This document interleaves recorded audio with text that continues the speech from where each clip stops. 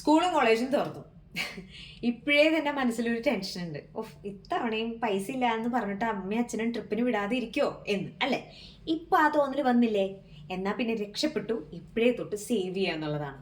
ആ, വീട്ടിലൊരു ചെപ്പ് ഉണ്ടാക്കുക, അതിന്റെ പുറത്ത് ട്രിപ്പ് ഫണ്ട് എന്നൊക്കെ എഴുതി വെക്കുക. എന്നിട്ട് അതിലേക്ക് നമുക്ക് കിട്ടുന്ന ഓരോ രൂപയും എടുത്തു വെക്കുക.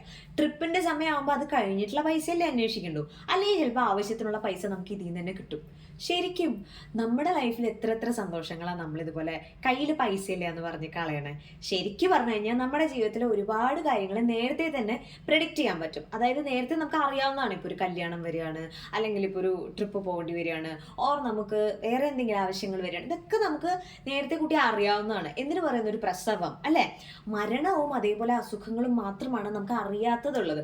അപ്പോഴാണ് നമ്മൾ മെഡിക്കൽ എമർജൻസി എന്ന് പറഞ്ഞിട്ടൊരു ഫണ്ട് വെക്കേണ്ടതും അതേപോലെ തന്നെ മെഡിക്കൽ ഇൻഷുറൻസ് നല്ലൊരെണ്ണം ചേരേണ്ടതും. അപ്പോൾ ആ പ്രശ്നം സോൾവ് ആയേ.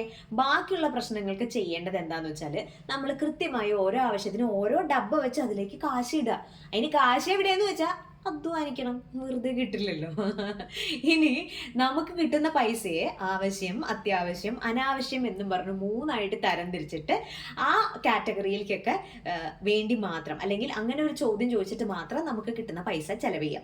ആദ്യം കിട്ടുന്ന പൈസയെ നമ്മളുടെ ഓരോരോ സേവിങ്സിലേക്ക് മാറ്റി വെച്ചിട്ട് ബാക്കിയുള്ള പൈസ മാത്രമേ നമ്മുടെ എക്സ്പെൻസിന് എടുക്കാവൂ. അപ്പൊ പിന്നെ ഞാൻ എന്തെടുത്ത് ചെലവ് ചെയ്യുമെന്ന് വെച്ചാൽ ചെലവ് ചുരുക്കുക. ഇങ്ങനെയൊക്കെ തന്നെ എല്ലാവരും ചെയ്യണമെന്നേ. അപ്പൊ നമ്മള് ട്രിപ്പ് എന്ന് പറയുന്നത് ഒരു കാര്യം നേരത്തെ കൂട്ടി മനസ്സിലുണ്ടെങ്കിൽ നേരത്തെ കൂട്ടി അതിന് സേവ് ചെയ്യാം. That's all. അപ്പൊ നമ്മൾ പൈസയുടെ പേരും പറഞ്ഞ് കുറെ ആവശ്യങ്ങൾ, കുറെ സന്തോഷങ്ങൾ മാറ്റി വെക്കേണ്ടി വരില്ല. Be happy always.